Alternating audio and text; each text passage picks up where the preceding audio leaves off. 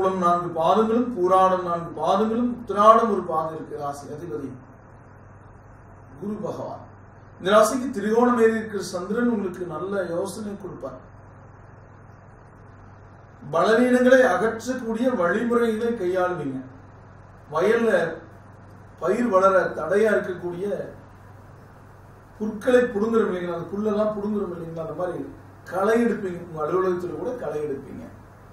மூலத்துல பிறந்தவங்களுக்கு இது பொருந்தும். நவகிரகங்களை கும்பிடுங்க.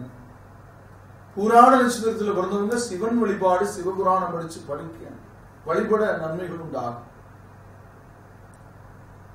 உத்திராடத்துல பிறந்தவங்களுக்கு அரசியல் ரீதியான எதிர்ப்புகள் அதிகரிக்கக்கூடிய நிலை மாற நீங்க சத்ரு சம்ஹார மந்திரம் படிச்சு முருக கடவுளை கும்பிடுங்க.